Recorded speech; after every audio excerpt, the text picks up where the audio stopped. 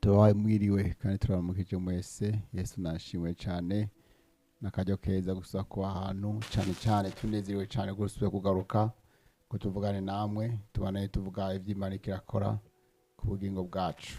Yesu nashimwe kuba tutaherukana tumaze iminsi tuvuga yuko tugiye gusoma igitabo ca Bigalatiya. Nitobyo twavuga twaratamwe kubisoma. Hari abantu bamaze kubura igice ca mbere igice ca mbere ica kabiri. Hamwe kandi bishobotse mugasubira inyuma kandi ari n'ubundi butumwa twashoboye kuvuga ko tuvuga uco ubutumwa mbega niki, what is gospel, uko ni dufatira ngaho habutangura kusanga ari message wabuze. Ego sinzi kandi turagomba kwibuza yuko abashobora kuba baravye kuri YouTube canke kuri Facebook kenshi ko boshaka kuzokwandika bakazandika nk'ikibazo bafise kugira ngo dushobore kuvugana. Ni kigo turasibuhinga tuzuhinga bwo ngo tuzi ibi by'Imana cyane, ariko nuko natwe turabiki Imana iba yakoze mu gihugu bwacu dusoma ijambo ry'Imana cyane ko ijambo ry'Imana ari ryo twahishuriye kugira ngo tumenye Kristo, tumumenye neza, dutahure ese icompa urisoma reka ryo gikumariye, kuko ngo hahirwa bumva kandi bagakora. Bashaka kubyumva karengana. Yesu yarabivuze ko harababyumvise ngo ubyumva rikaja akarikoresha ijambo ry'Imana hanyuma akarikora ngameze nk'imbuto yatewe igategwa mu ahamera kandi kavome wikanda yandura kava mu bintu byiza. Yesu naduhana umugisha rero kubw'ivyo tutaherukana karibu cyane, ariko kandi ari mu bwa mbere musubira inyuma bishoboka bya mutangure mu byo tumaze kuraba zose video kandi muze murahana kugira ngo ntihura n'undi muntu bishobora gukiza niyumva ubutumwa cyane niziye ko batera inyota yo kuza muri somera ijambo ry'Imana ho muri na mukirabira. Harahirwa abantu basoma ijambo ry'Imana kuko ngo Zaburi yavuze, Dawudi yavuze ati 119 ku murongo w'105, ijambo ryawe Mana ni itara muri kirugingo bwanje n'umuco mu nzira yanje. Rero gusoma ijambo ry'Imana birafasha ko nagaciyemwo. Turi mu gitabo ca Bigalatiya donze gusoma ngo dondagure inyuma n'ibindi gica gatatu, ariko imbere ko dutangura hariho uheruka mu inondwe heze hari umuntu twashoboye kuvugana ngo sinzi ari ubu ariko yerekane yari karabaza afise ibibazo ndashonda muhinyishu. Yarafise ikibazo araje kumubaza ibibazo bagomba kumuhamagara aje ari mu yandi madini n'ibindi. Hama ari muri iyo dini kora musiguza bamubwiye tanga gusigura yuko iki cha LDS cyangwa Mormoni ati mbega nabona abakristo avuga ati twebwe avuga ati bo bavuga ati ni burabura karico kimwe. Hanyuma ndavuga ati jewe hari tandukano nini ya cyane ndasanzwe gose, bavuga ko wasenga Imana data na mpwemu yera, ariko baratandukanye dufatiye kuri nature canke ubuterere cyangwa uko Yesu wariwe tukavugana nuko data wariwe kandi uwo mpwemu wariwe. Hanyuma aravuga ati rero sinzi ndiko ndamubwira uko bimeze agira ishavu. Aravuga ngo none ngo we ngo biza kufise certificate ngo y'ijuru yakumenga n'uzojana mu ijuru giki. Ndavuga ati je nta juru ufise, ariko hari ubutumwa bwiza tubwira abandi bubohora. Yesu nashimwe. Ubundi sinzoreze guhura kiyakumbona gusa abona ngo uri pastor ngo ugira utangure kundira bigira 10 bene data abakozi Imana sawa bigira 10, ariko nawe kubwira ubutumwa bwiza. Nubwo ubutumwa bwiza nabwo nubuwe agakiza nakahe ari navyo Paulo akageza gusigura ngaha mu Bigalatiya. Agomba kubwira abantu kugira ngo batahura Imana by'ukuri, batahura agakiza kukuri. Bamwe ngaha inyigisho nk'imwe bamwe madini mwamwe twakuriyemo no kugira liste y'ibintu bitandukanye tuza gushikana. Uteza kubatirizwa utabatirije Imana ntishaka kukwemera, utagize ushaka kugenda uko utambaye ukuntu ushaka Imana ntishaka kukwemera, utagize Imana ntishaka kukwemera. Tugatanga liste y'ibintu bitandukanye abantu tuza gukurikiza. Ana mpamvu abantu benshi bitongo barakije umugabo bararushe bakaruha cyane kuko byabananiye kubishikako. Imana ndufashe cyane kuko nanje ndiko ndabivuga uko ndi murabo nanje bakuzuho bagereza kugomba kuzuza umurongo w'ibintu bisabwa kugira ngo bite ko ukijijwe, ariko birananira gushikako. Ereka turabana b'abantu. Imana ndufashe cyane. Paulo agomba gutanga inyishu kuko bari baramaze kumenya bati ugomba gukizwa cyane uri umunyamahanga nuko ukora iby'abayuda bakora. Ibyo bakora navyo nuko utegerezwa gukebwa kandi udakebwa ku munsi w'umunani ntiwitwa kuri umukizwa. Bati none Yesu yapfiriye iki nimba abantu bateza gukora urwo rutonde rwose rw'ibintu by'abayuda bateza gukurikiza?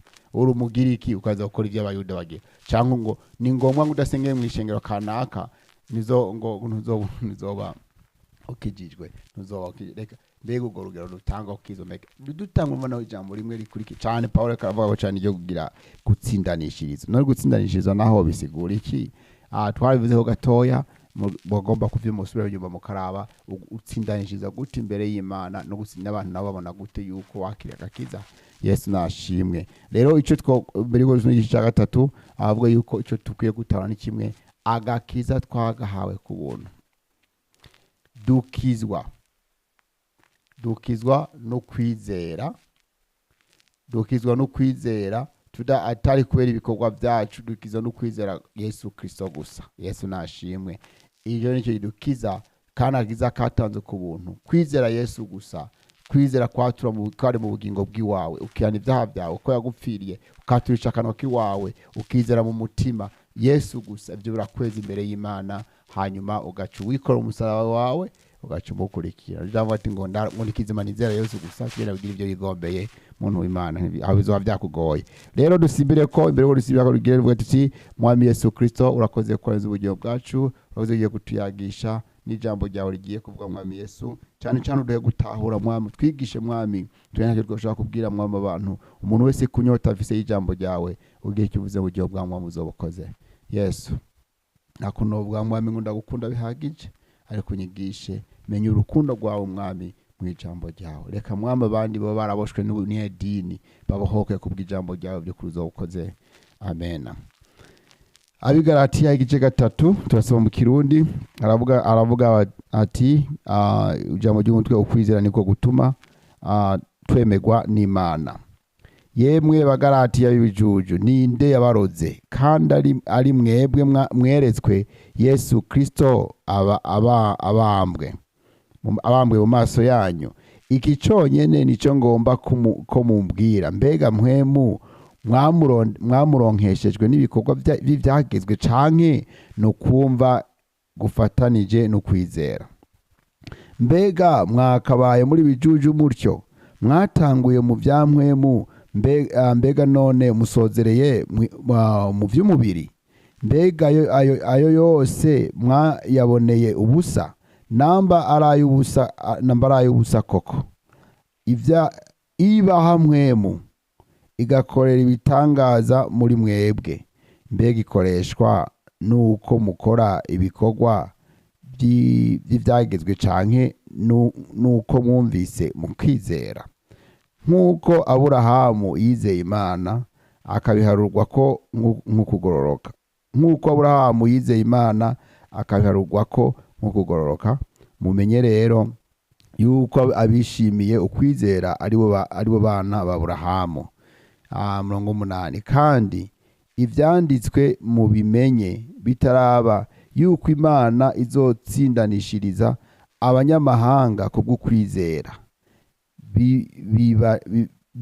Bibarira Aburahamu ubutumwa bwiza, ubutumwa bwiza bw'ibitaraba, biti muri wewe niho amahanga yose azohegwa umugisha.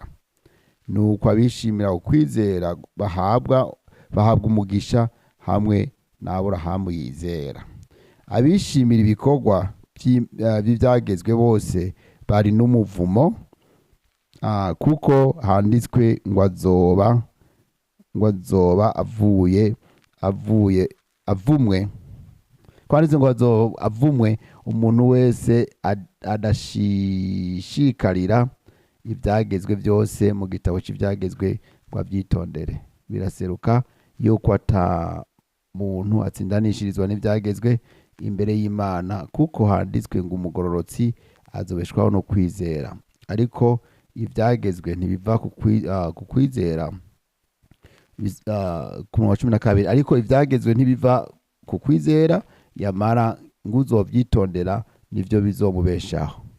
Kristo yaducunguye umuvumo w'ibyagezwe yacitse ikivume ku bwacu, kuko handitswe ngo azoba avumwe umuntu wese amanitswe ku giti, kugira ngo umugisha wa Aburahamu ushike ku banyamahanga bawuheshejwe na Yesu Kristo, kugira kukwizera kuturonkeshe mpwemu twasezeraniwe. Bene data, ibi ndabivuga nk'imvugo y'abantu. Isezerano ni naho ryoba iry'umuntu gusa, iyo rishimwe nta muntu arikuraho canke aryongereko. Nuko Aburahamu niwe yasezeraniwe amasezerano, bo n'uruvyaro rwiwe ntiyavuze iti mvyaro nk'uvuga benshi, yamara yavuze nk'uvuga umwe, ni uruvyaro rwawe nirwo Kristo.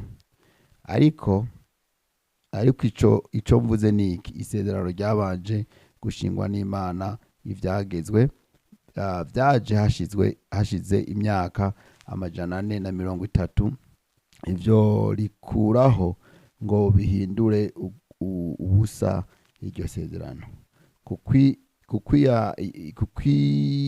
Umwandu uzanwa n'ivyagezwe wowe utazanwa n'isezerano, ariko Imana yawuhaye Aburahamu imusezeraniye 19.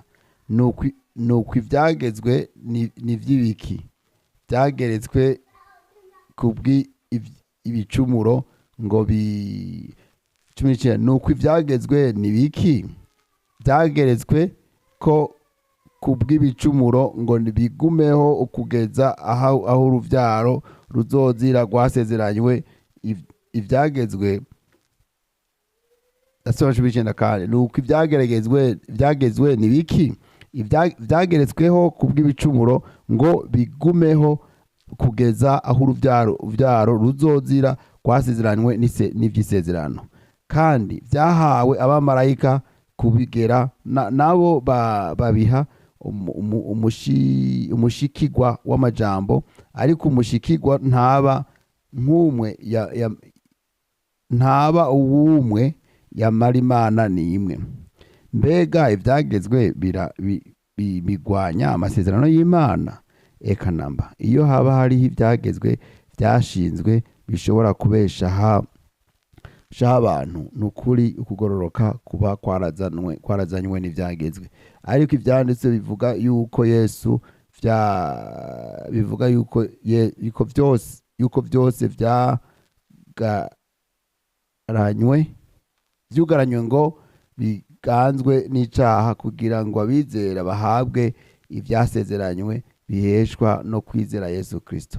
Ariko ukwizera kutaraza, twarindwa n'ivyagezwe, twugaranywe turindiriye ukwizera kwagira kuze guhishurwe.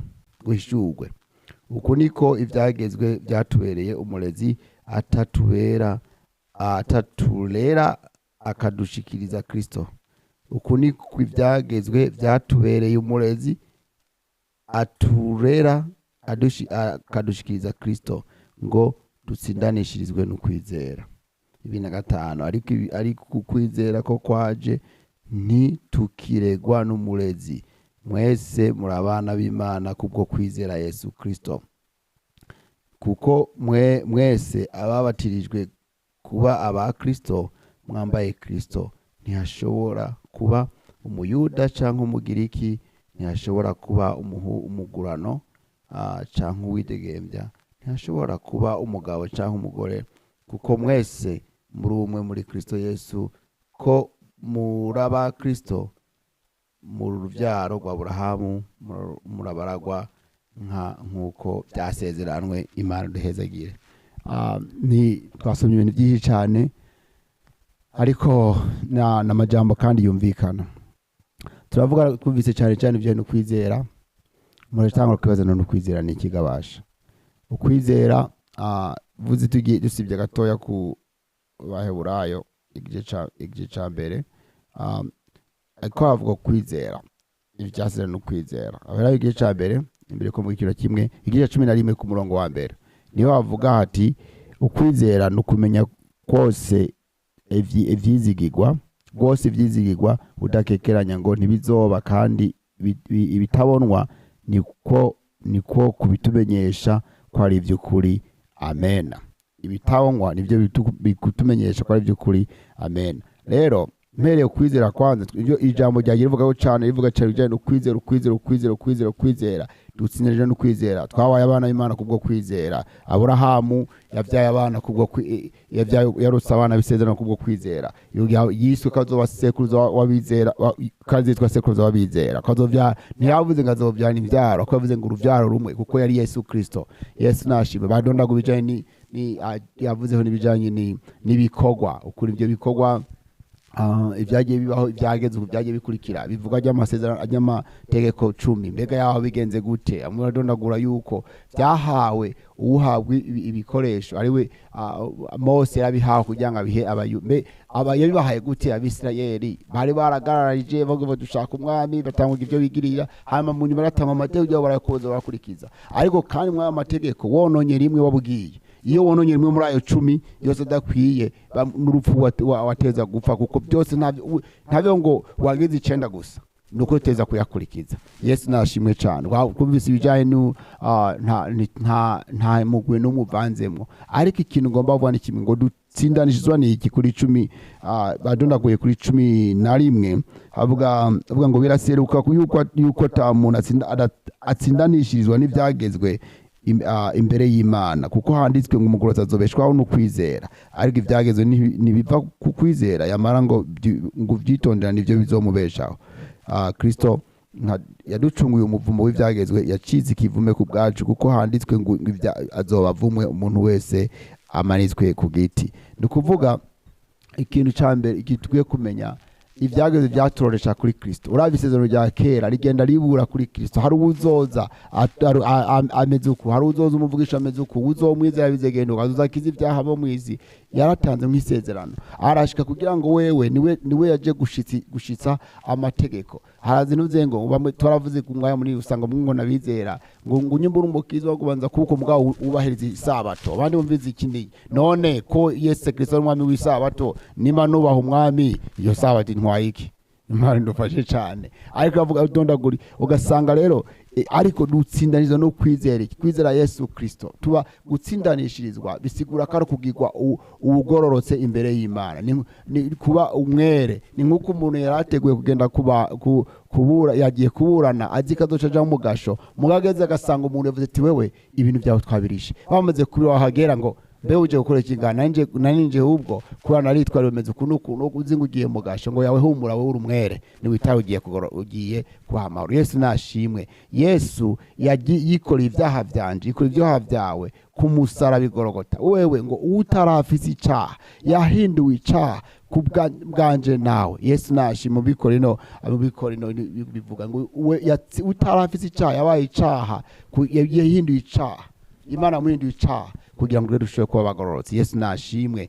Mu gishingo cy'Abaraba haguyemo Yesu, barabaridegembye, baraba yari inkozi y'ikibimwe ya nyuma, ariko Yesu abari aja kubamwe mu kibanza ciwe. Imana duhana umugisha. Sinumva ukuntu ruha nimba uzi by'ukuri waramwakiriye, gira ukwizera. Twavuze ukwizera yuko ari ukwizera ibintu bitarabaho nk'ibyamaze kubaho, dukizera nk'ibitarabonwa yuko bimaze kubonwa. Yesu nashimwe. Nibyo warabwiwe. Turazi ko Yesu namubonye imyaka 2000 siyo narindi, mugabira ijambo ry'Imana riramenyesha neza yuko ibivugwa ngaho ari by'ukuri. Ibishinga nayo tubura bamenyesha neza yuko ibi tuvuga ari by'ukuri. Nanje ndizera yuko ko yarinze bambwa agapfa, ndazi ko yabambanywe n'ibyaha byanje. Nanje mvugani nanje nkwiye kubambanywa nawe kugira ngo nanje nzozuranywe nawe. Ndabizi ko yazutse ku munsi ugira gatatu, nanje azonzura. Haleluya. Kandi yarasezeranye isezerano rishasha, aravuga ari jewe nzoza kubajana hanje aho mbaranwa muzoba. Haleluya. Nta utoreka kubyipfuza, ariko dutsindanishirizwa. Haleluya. Dukizwa no kwizera gusa, kwizera Kristo Yesu nivyo bidukiza. Ariko ngaho ko tuvuga ikintu kimwe ngo mbega wewe wiratira icyo ukora.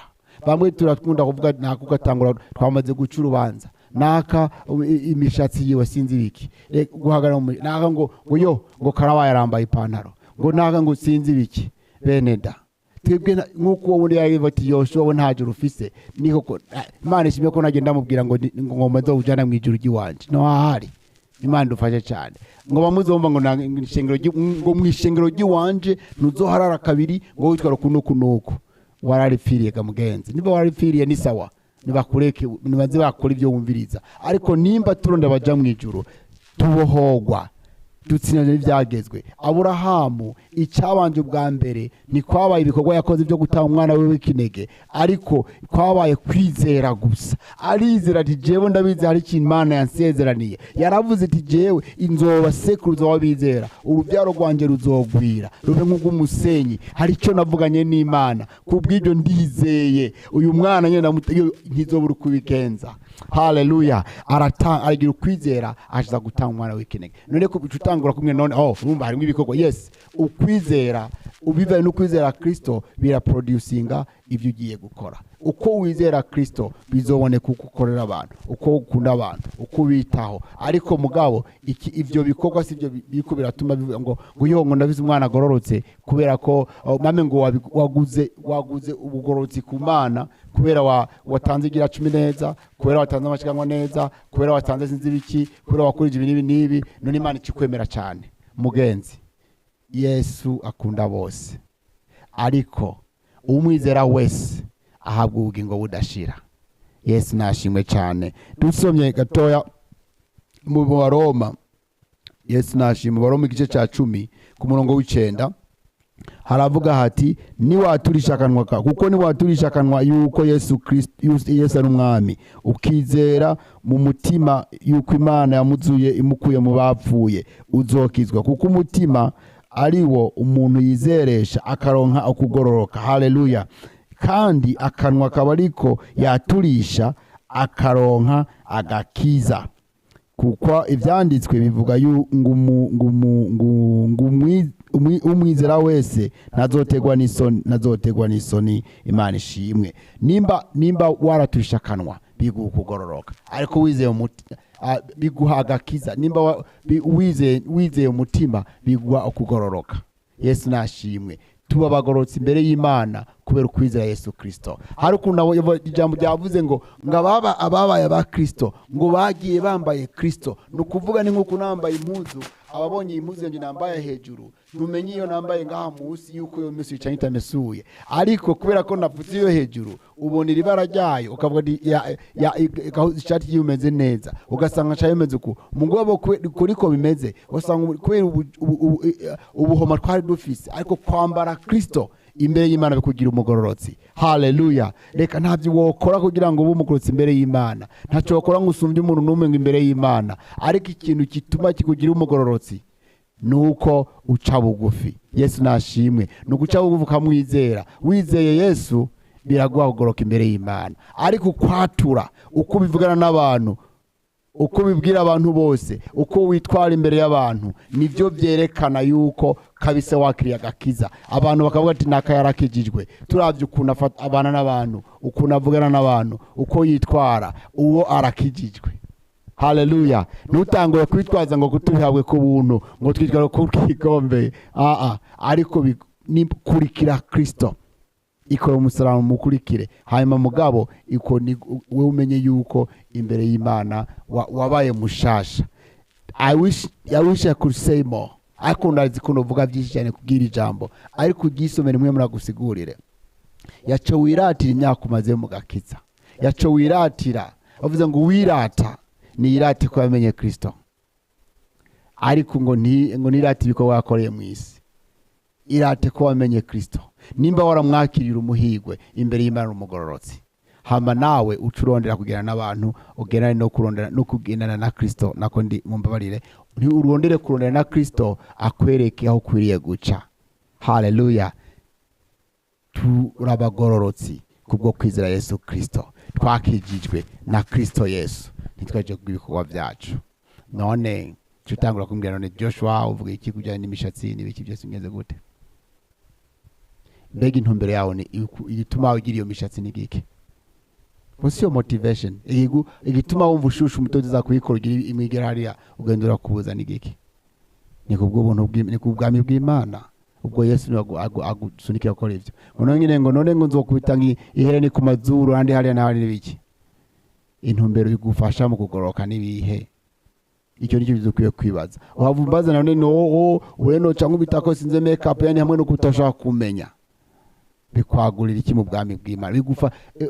intumbero what is that byo n'ubugombe bw'Imana ubona bwagura iki biterera iki mu bugombe bwayo asanga wumva bigufasha gutuma umenya Imana neza go ahead and do it bana genda bikore ibyo si urukwiye kugwanira cyane mbega nako cenza ni kubitamo ipantaro cyangwa nagira iki n'ibiki so be it asanga wumva mu bugingo bwawe ari byo ubona ukwiye gukora ariko cyane murongo na mpwemu w'Imana agakiza kurikira Kristo uko akurongora abari kugenda hari ibyo ukwiye kurikira nta byinshi ngomba kubyinjiramo jewe si mpwemu ni wago kusigurira ariko ikintu cyambere nkubwire imbere y'Imana kitumugo nimba ibyo ukora bicumuza bene data nta kamaro ko kubikora ntacyo byo kumarira kuko uzo ngo haravuma umuntu ngo bingana yuko ngo nyimba wara ucumuje bene data ngo nuko ngo ushaka kujya gushikwa keshika kwibuye ugategwa mu gisemanyenzi sinzi ko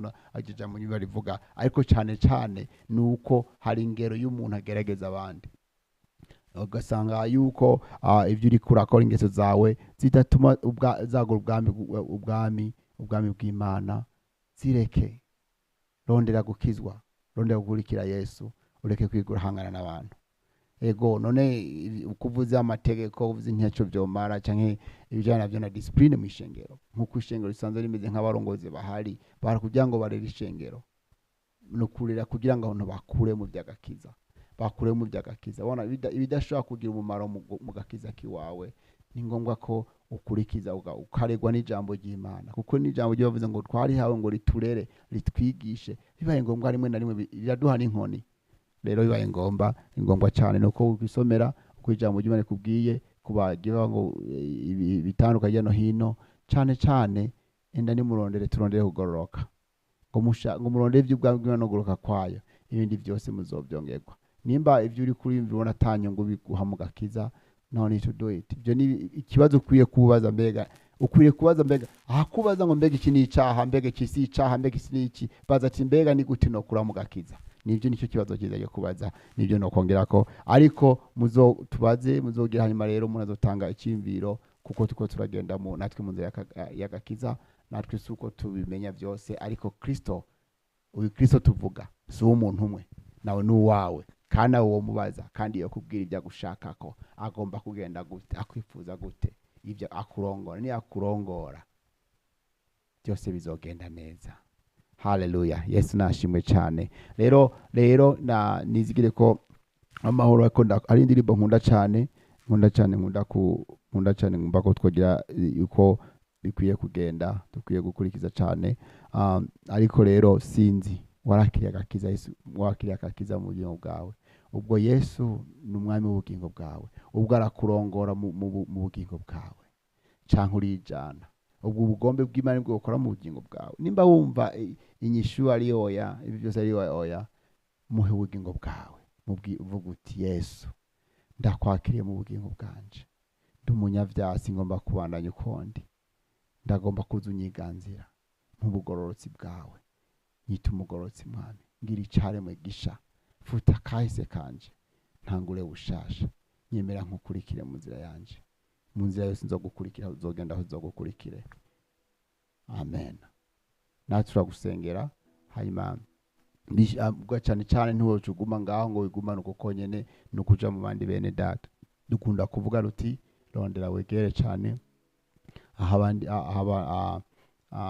aho bashobora kukurongora mu buryo bw'ijambo ry'Imana abakurongora mu buryo bw'ijambo ry'Imana bakurongora mu kumenya ijambo ry'Imana aho bigisha bafatiye ku ijambo ry'Imana bizigiye kuri Bibiliya cyane ko amajambo byinshi byaragwiriye nk'ahandi muri bitahari bitandukanye ngo dusomane ibitabo bya book of whatever ariko gikenewe cyane nuko ari bigisha inyigisho zivuye kuri Bibiliya hamakozi batabyo guhitamwo ariko bigisha Bibiliya ijambo kuri indi no kuyokurikira abari muri yuta nabo muzoze ngaha turakorana kugira ngo dushobore tuzobabwira address aho mushobora guhurira vuba ariko turifuza kubona namwe muzoturondere hanyuma dushobore kubarongora uko bikunda ngaha mu nzira zo hafi ya muri Solex iri. Imana ibaha umugisha. Reka tuyime karo karirimbo hama cyo tubasengera. Turasaba yuko ari imitwaro muzozo mwandika ko muri groupe muri comment muzo muratubwira, hanyuma rero kujya dushobore kubasengera.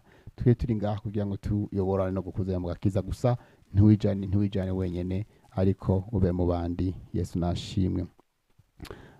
Tujanye indimbo na 90, tujanye na Yesu tumumviye cyane, twogendera mu muco wiwe, akatuyobora akabana natwe, n'abamwizera uko bangana. Mwizigire umumvire cane, niyo wo muronkamwo akaneza kenshi. Niyakingirizwa nta gicu gikuba, Yesu amwenyuye kireyuka, ntabwo baburiho canke umubabaro, bimagwa nuko tumwizeye.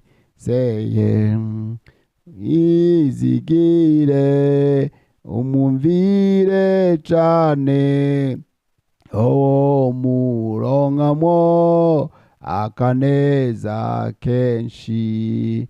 Amarushwa yose niyo tubabaza, niwaduhembura imbu zose. Ivyo twita bibi bitubera vyiza, tumwizigiye tumumviye. Mwizigire umumvire cane, niyo wo muronkamwo akaneza kenshi. Nitwo kwiyungura kugira akaneza, tudakijijwe ivy'isi vyose, kuko ubuntu bwiwe n'imbabazi ziwe n'impera y'abamwizeye. Mwizigire umumvire cane, niyo muronkamwo akaneza kenshi.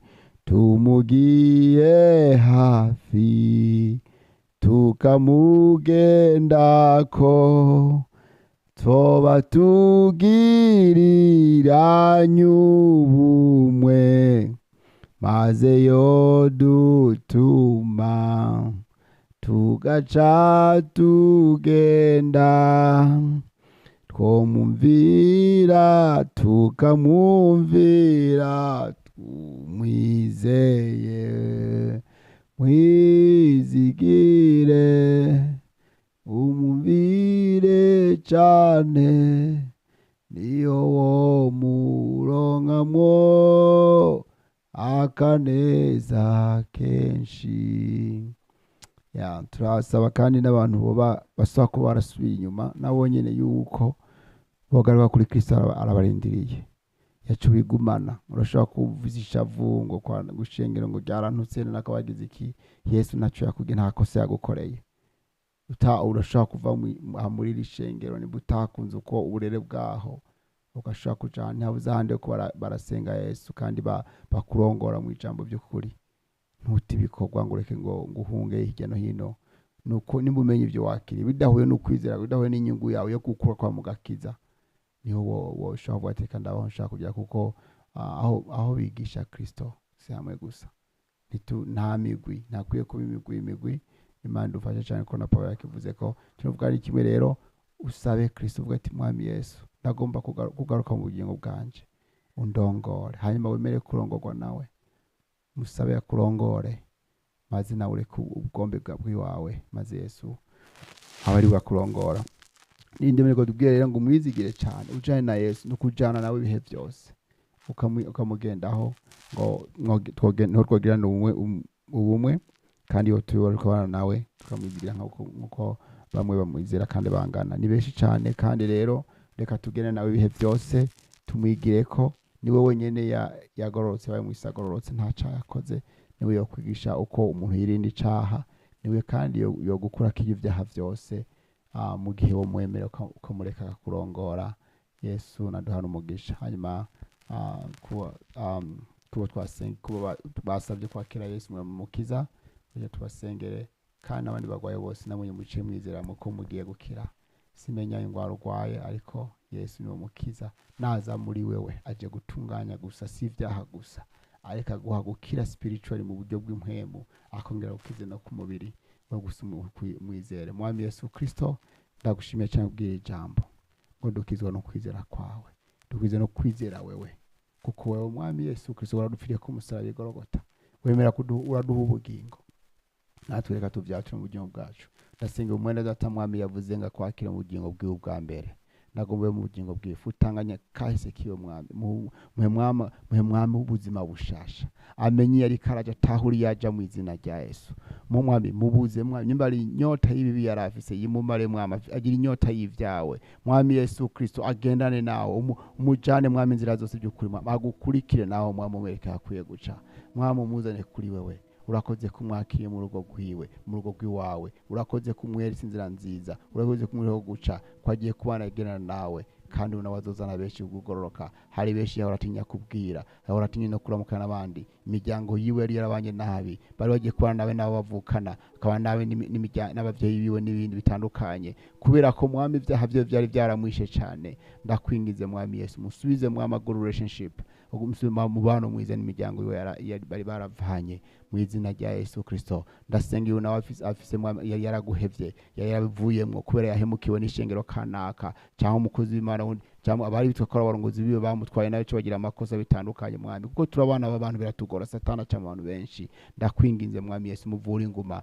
maze ugaruke mu bugingo bwiwe, umugana kuri wo Mwami Yesu. N'ubundi byose byo byaragoye, kuko Mwami Yesu Kristo mu isi satana cyatandukanye. Reka duhanga amaso wewe uko ni uri Imana y'ukuri kandi umanugira neza. Urakoze Mwami kwakiriye abo bose, nanda kwingize Mwami mubarongore mu nzira yo kugororoka, aha Mwami bazoshobora kuronka abantu bayobora neza, bakabarongora bakabagaburira Mwami, bituma bagoma bakomeye mu gakiza. Uzobukoze cyane. Turasengeye Mwami ubu nawe afise ingwara, shaka kwamenetse umutwe, nakire mu izina rya Yesu. Ingwara zo mu mugongo, ingwara zo mu magufa, ingwara zo mu maguru, ingwara zo mu ngingo zo mu maboko, mu izina rya Yesu Kristo. Mwami depression, anxiety, ibintu byose byari byarabuze Mwami Yesu, turavuze tigenda mu izina rya Yesu. Hari yari afise inyota Mwami y'itabi ryari ryaramwishe, turavuze ati Mwami Yesu Kristo, inyota iraheze mu izina rya Yesu. Mwami Yesu agiye kwicara gishasha abari baragifise inyota y'ubusambanyi, inyota yo kwifuza, inyota yo kuvugana nabi, inyota yo gutanga ishano, turayiboshe mu izina rya Yesu Kristo. Imbare barosho n'impwemumi, impwembi zibave mu izina rya Yesu, babaho kubugira bushasha, babe bashasha mu izina rya Yesu. Turakwirukanye bamwe mbiwe, utera urwanko, utera kwifuza nabi mu izina rya Yesu Kristo. Urakoze kugira neza. Turasenze Mwami Yesu ubushobozi bukure. Ayo Mwami turasenze mpwemu yera, ayo mu bugingo bw'umuntu mushasha ngaha Mwami, abari bafite inyota yo kurondera mpwemu yera Mwami, ndagomba Mwami mpwemu ababeko mu izina rya Yesu, barongora ngo tudafise mpwemu yera ntacyo twoshika ko, ntaho twoshika nje twokwishoboza, ariko mpwemu yo duha inkomezi akatwigisha rukwiye ku muntu bazotwigisha kugororoka tukagoroka. Mwami urakoze kugira neza, urakoze kushoboye byose, urakoze kuri Imana amabihe bidashira, ni mu izina rya Yesu Kristo. Amen.